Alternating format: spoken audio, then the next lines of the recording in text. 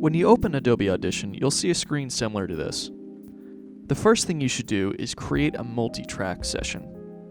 To do this, go to File, hover over New, and select Multi-Track Session. You can also do this with the keyboard shortcut Control-N on Windows or Command-N on Mac. When this window appears, you'll want to name your session and hit Browse to set your location. You'll want to set this to your project folder in EditShare. Once your multi-track session is open, you'll want to make sure your audio preferences are properly set.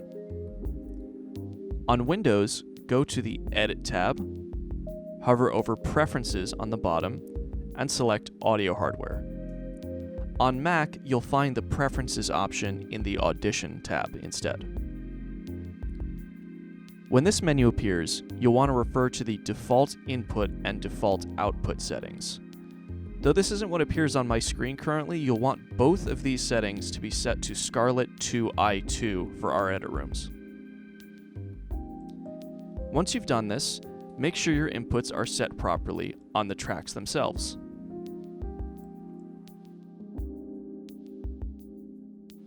Now let's take a moment to examine Audition's layout. This editing window here shows all the tracks in my session. I can also click the Mixer tab to show faders and different settings for each track. If I want to go back, I just hit the Editor tab next to it. This panel to the left has many useful tabs, namely your Media Browser and your Effects rack. The panel above it will have your session and any imported clips. Above that, you have an option to select between your multi-track editor and a waveform editor, which will show you enlarged waveforms. You can drag these panels around to customize your workspace. You can also go to the Window tab and hover over Workspace and select one of these settings for customization. If you want to revert back to the default workspace, you can double-click this default option here. Along the top are the tools you'll be using in Audition.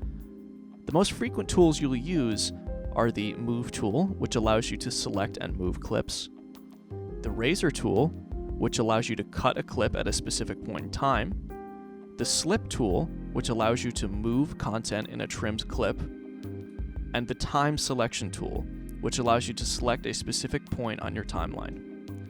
All of the keyboard shortcuts for these tools are shown below.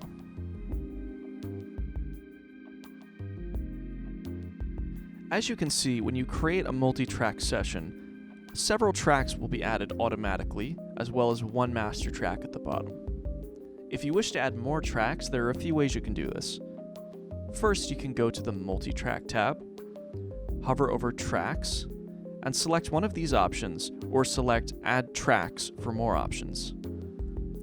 You can also do this by right-clicking on your tracks and hovering over Track. Additionally, the keyboard shortcut Shift-A will open up the Add Tracks menu. To record, you'll first have to arm a track. To do this, select the R icon.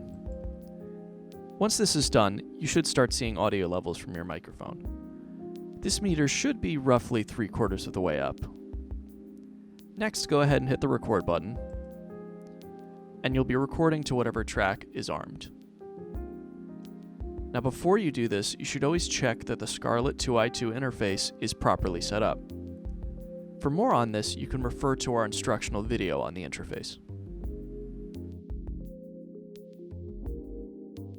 There are a few different ways to import media into your project.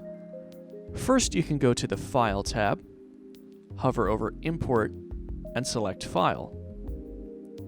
Another way to do this is through the Media Browser, where you can select files directly. You can also select the Import Media icon, shown here. Lastly, the keyboard shortcut Control-I or Command-I on Mac will directly bring up your files to import.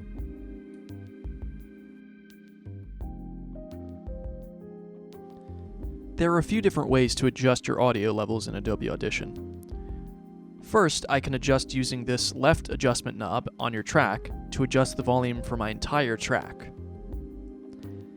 If I want to adjust for a specific clip, I can click and drag in the bottom left corner of the clip to adjust that clip's gain.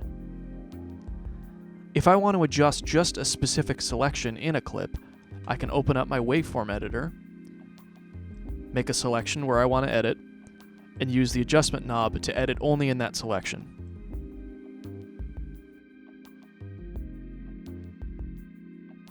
To add an effect to a track, first make sure you have the track selected, then go down to your effects rack and click this drop-down menu.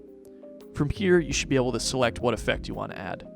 We'll go ahead and add a reverb to this track, and we'll leave it on the default settings here.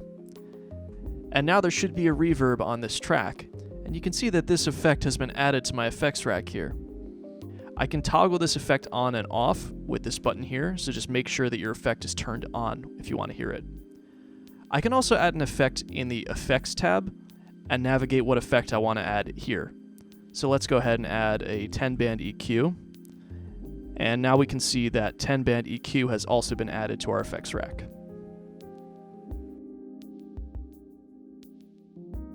To export your project, go to the File tab, hover over Export, then Multi-Track Mixdown, and from here you can choose to export the entire session, a specific time selection, or one selected clip. When this menu opens, you can hit Browse to set the saving location. You can also choose what format you'd like to save the file under. When you're done, you can go ahead and hit OK to export your project. That's the basic information you'll need to navigate Adobe Audition. Thank you for watching, and be sure to subscribe to the TSW YouTube channel for more.